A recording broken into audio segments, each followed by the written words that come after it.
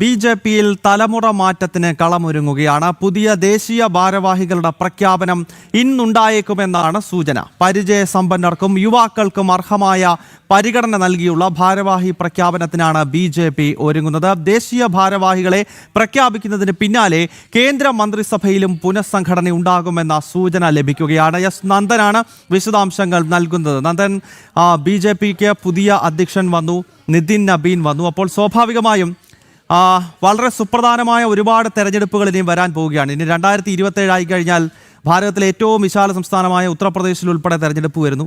2029 ദൂരം കുറഞ്ഞു വരികയാണ്. അപ്പോൾ നിതിൻ നബീൻ്റെ ടീം ഏതാകുമെന്നത് ഒരു വലിയ ആകാംക്ഷയാണ്, പ്രത്യേകിച്ച് ബി.ജെ.പിയെ സംബന്ധിച്ചിടത്തോളം. അപ്പോൾ ഇന്ന് തന്നെ ഉണ്ടാകുമോ പ്രഖ്യാപനം?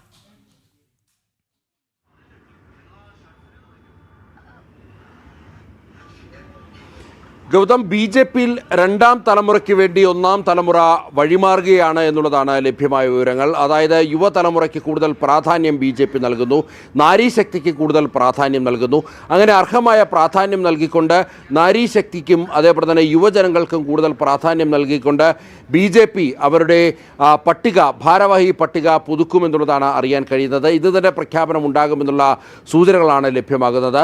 ദക്ഷിണേന്ത്യയിൽ നിന്നും അതേപോലെ തന്നെ വടക്ക് കിഴക്കൻ സംസ്ഥാനങ്ങളിൽ നിന്നുമുള്ള യുവാക്കൾക്കും അതേപോലെ തന്നെ സ്ത്രീകൾക്കും പ്രാധാന്യം കൂടുതലായി നൽകുമെന്നുള്ള സൂചനകളാണ് പുറത്തു വരുന്നത്. അതേപോലെ തന്നെ പ്രവൃത്തി പരിചയം കൂടുതലായുള്ളവർക്കായിരിക്കും മുൻഗണന. പാർട്ടിയിൽ സജീവമായി പ്രവർത്തിക്കുന്നവർക്ക് മാത്രമായിരിക്കും ഈ സ്ഥാനങ്ങളിലേക്ക് മുൻഗണന എന്നുള്ളതാണ്. സംസ്ഥാന തലത്തിലും ദേശീയ തലത്തിലും കൃത്യമായ അഴിച്ചുപണികൾ ഉണ്ടാകുമെന്നുള്ളതാണ് ലഭ്യമായ സൂചനകൾ.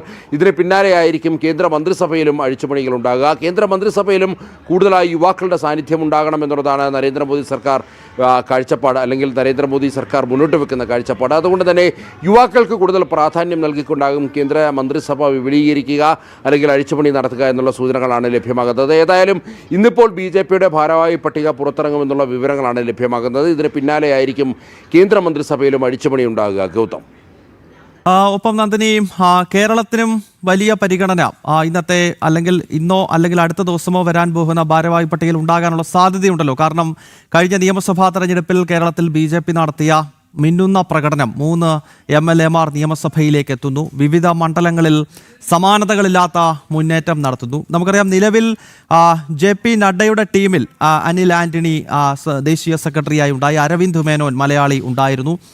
ഇനിയും ദേശീയ ഉപാധ്യക്ഷന്മാരുടെ പട്ടിക നോക്കിയാൽ അവിടെ അബ്ദുള്ള കുട്ടി ഉണ്ടായിരുന്നു, ദേശീയ വക്താവായി ടോം വടക്കൻ ഉണ്ടായിരുന്നു. അപ്പോൾ കേരളത്തിലെ അടുത്ത കാലത്ത് നടന്ന തെരഞ്ഞെടുപ്പിലെ മിന്നുന്ന പ്രകടനം ഉൾപ്പെടെ പരിഗണിച്ച് ദക്ഷിണ ഭാരതത്തിന്, വിശേഷിച്ച് കേരളത്തിൽ നിന്നൊക്കെയുള്ള വലിയ പരിഗണന ഈ പുനഃസംഘടനയിൽ ഉണ്ടാകുമെന്ന് പ്രതീക്ഷിക്കേണ്ടേ?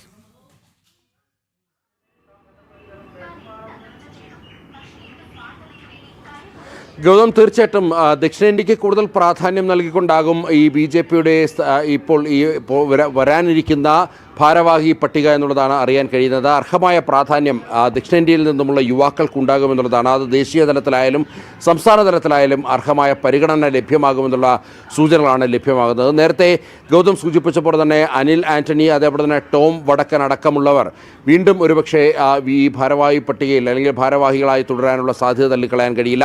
ഒപ്പം തന്നെ ദക്ഷിണേന്ത്യക്കൊപ്പം തന്നെ നോർത്ത് ഈസ്റ്റ് സംസ്ഥാനങ്ങൾക്കും അർഹമായ പ്രാധാന്യം നൽകുമെന്നുള്ള വിവരങ്ങളാണ് ലഭ്യമാകുന്നത്.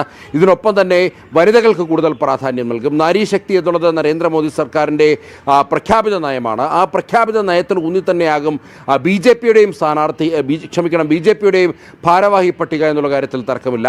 അതുകൊണ്ട് തന്നെ ഈ 2 ഘടകങ്ങൾ, യുവാക്കളും അതേപോലെ തന്നെ നാരീശക്തിയും, ഈ 2 ഘടകങ്ങൾ ഉൾക്കൊണ്ടുകൊണ്ട് ദക്ഷിണേന്ത്യയിൽ നിന്നുമുള്ള യുവാക്കൾക്കും സ്ത്രീകൾക്കും കൂടുതൽ പ്രാധാന്യം നൽകിക്കൊണ്ടാകും സംസ്ഥാന തലത്തിലും ദേശീയ തലത്തിലും പുതിയ ഭാരവാഹികളെ പ്രഖ്യാപിക്കുക എന്നുള്ള സൂചനകളാണ് ലഭ്യമാകുന്നത്.